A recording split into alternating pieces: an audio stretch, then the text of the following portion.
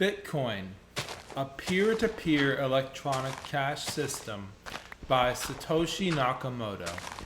Abstract, a purely peer-to-peer version of electronic cash would allow online payments to be sent directly from one party to another without going through a financial institution. Digital signatures provide part of the solution, but the main benefits are lost if a trusted party is still required to prevent double spending. We propose a solution to the double spending problem using a peer-to-peer network. The network timestamps transactions by hashing them into an ongoing chain of high-based proof of work, forming a record that cannot be changed without redoing the proof of work. The longest chain not only serves as proof of the sequence of events witnessed, but proof that it came from the largest pool of CPU power. As long as the majority of the CPU power is controlled by nodes that are not cooperating to attack the network, they'll generate the longest chain and outpace attackers. The network itself requires minimal structure. Messages are broadcast on a best effort basis, and nodes can leave and rejoin the network at will, accepting the longest proof of work chain as proof of what happened while they were gone. Introduction. Commerce on the internet has come to rely almost exclusively on financial institutions serving as trusted third parties to process electronic payments. While the system works well enough for most transactions, it suffers from the inherent weaknesses of the trust-based model. Completely non-reversible transactions are not really possible, since financial institutions cannot avoid mediating disputes. The cost of mediation increases the transaction costs, limiting the minimum practical transaction size and cutting off the possibility for small casual transactions. And there is a broader cost in the loss of ability to make non-reversible payments for non-reversible services. With the possibility of reversal, the need for trust spreads. Merchants must be wary of their customers, hassling them for more information than they would otherwise need. A certain percentage of fraud is accepted as unavoidable. These costs and payment uncertainties can be avoided in person by using physical currency, but no mechanism exists to make payments over a communications channel without a trusted party. What is needed is an electronic payment system based on cryptographic proof instead of trust, allowing any two willing parties to transact directly with each other without the need for a trusted third party. Transactions that are computationally impractical to reverse would protect sellers from fraud, and routine escrow mechanisms could easily be implemented to protect buyers. In this paper, we propose a solution to the double spending problem using a peer-to-peer distributed timestamp server to generate computational proof of the chronological order of transactions. The system is secure as long as honest nodes collectively control more CPU power than any cooperating group of attacker nodes. We define an electronic coin as a chain of digital signatures. Each owner transfers the coin to the next by digitally signing a hash of the previous transaction and the public key of the next owner, and adding these to the end of the coin. A payee can verify the signatures to verify the chain of ownership. The problem, of course, is the payee can't verify that one of the owners did not double spend the coin. A common solution is to introduce a trusted central authority, or mint, that checks every transaction for double spending.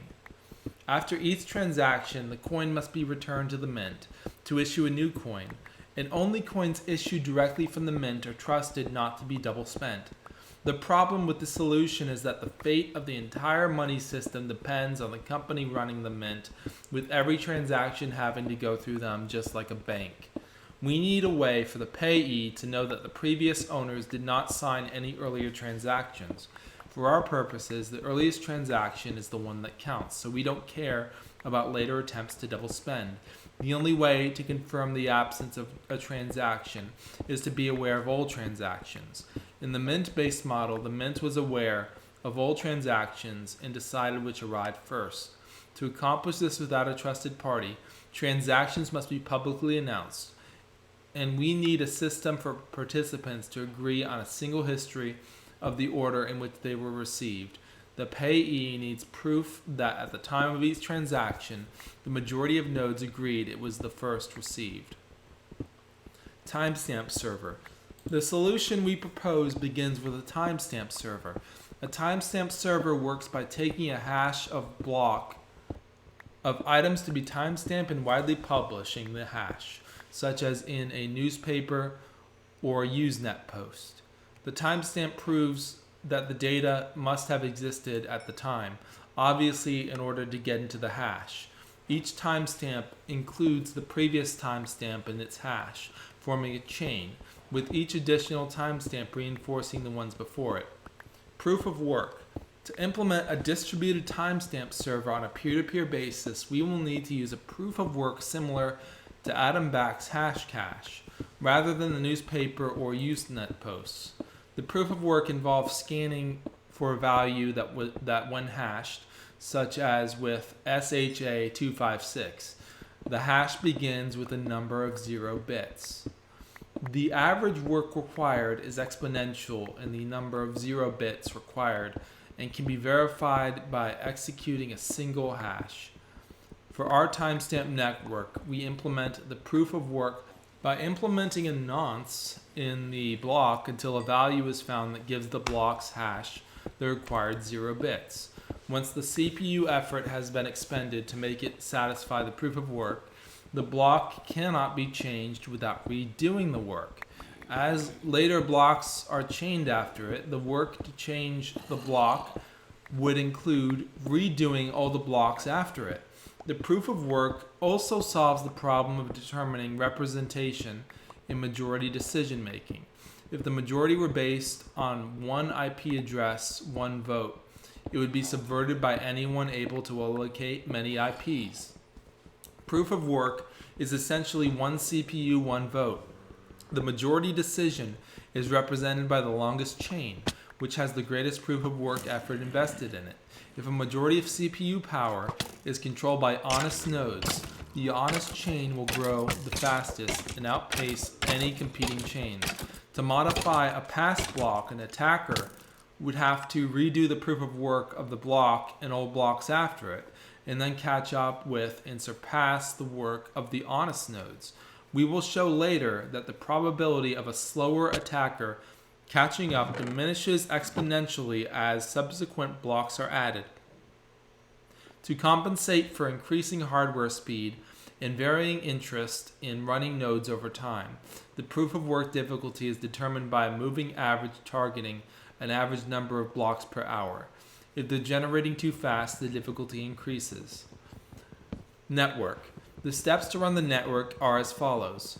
New transactions are broadcast to all nodes. Each node collects new transactions into a block. Each node works on finding a difficult proof of work for its block. When a node finds a proof of work, it broadcasts the block to all nodes. Nodes accept the block only if all transactions in it are valid and not already spent.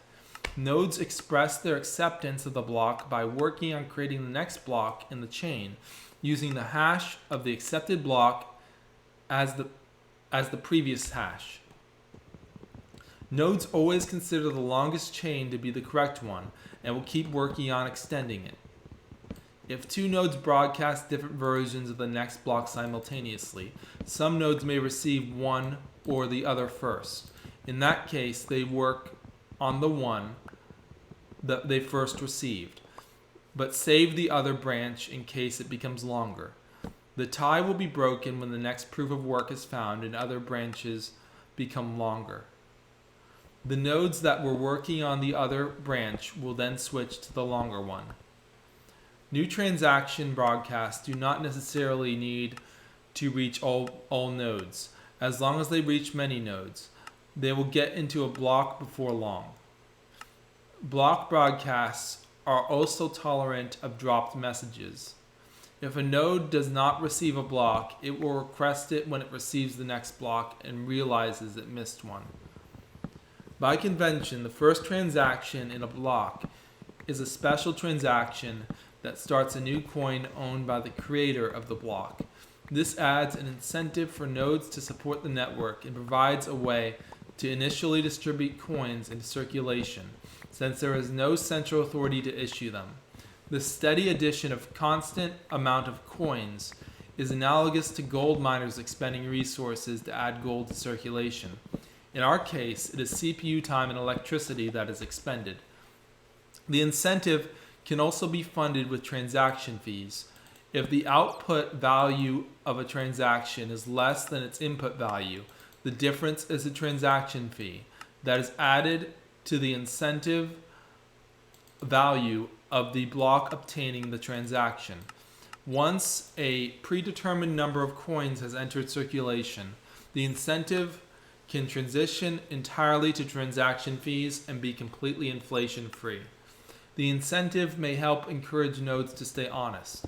If a greedy attacker is able to assemble more CPU power than all honest nodes, he would have to choose between using it to defraud people by stealing back his payments or using it to generate new coins. He ought to find it more profitable to play by the rules, such rules that favor him with more new coins than everyone else combined, than to undermine the system and the validity of his own wealth. Reclaiming disk space. Once the latest transaction in a coin is buried under enough blocks, suspend transactions before it can be discarded to save disk space. To facilitate this without breaking the block's hash, transactions are hashed in a Merkle tree with only the root included in the block's hash. Old blocks can then be compacted by stubbing off the branches of the tree. The interior hashes do not need to be stored. A block header with no transactions should be about 80 bytes. If we suppose blocks are generated every 10 minutes, 80 bytes times 6 times 24 times 365 equals 4.2 megabytes per year. With computer systems typically selling with 2 gigabytes of RAM as of 2008, and Moore's law predicting current growth of 1.2 gigabytes per year, storage should not even be a problem, even if the block headers must be kept in memory. Simplified payment verification. It is possible to verify payments without running a full network node. A user only needs to keep a copy of the block headers of the longest proof of work chain, which he can get by querying network nodes until he's convinced he has the longest chain, and obtain the Merkle branch, linking the transaction to the block it's timestamped in. He can't check the transaction for himself, but by linking it to a place in the chain, he can see that the network node has accepted it, and blocks added after it further confirmed the network has accepted it. As such, the verification is reliable as long as honest nodes control the network, but is more vulnerable if the network is overpowered by an attacker. While network nodes can verify transactions for themselves, the simplified method can be fooled by an attacker's fabricated transactions for as long as the attacker can continue to overpower the network. One strategy to protect against this would be to accept alerts from network nodes when they detect an invalid block, prompting the user's software to download the full block and alerted transactions to confirm the inconsistency. Businesses that receive frequent payments will probably still want to run their own nodes for more independent security and quicker verification. Combining and splitting value. Although it would be possible to handle coins individually, it would be unwieldy to make a separate transaction for every cent in the transfer. To allow value to be split and combined, transactions contain multiple inputs and outputs. Normally, there will be either a single input from a larger previous transaction or multiple inputs combining smaller amounts, and at most 2 outputs, one for the payment and one returning the change, if any, back to the sender. It should be noted that fan out where a transaction depends on several transactions and those transactions depend on many more is not a problem here. There is never the need to extract a complete standalone copy of a transaction's history. Privacy. The traditional banking model achieves a level of privacy by limiting access to information to the parties involved in the trusted third party. The necessity to announce all transactions publicly precludes this method, but privacy can still be maintained by breaking the flow of information in another place, by keeping the public keys anonymous. The public can see that someone is sending an amount to someone else, but without information linking the transaction to anyone. This is similar to the level of information released by stock exchanges, where at the time and size of individual trades, the tape is made public, but without telling who the parties were. As an additional firewall, a new key pair should be used for each transaction to keep them from being linked to a common owner. Some linking is still unavoidable with multi-input transactions, which necessarily reveal that their inputs were owned by the same owner. The risk is that if the owner of a key is revealed, linking could reveal the other transactions that belong to the same owner. Conclusion.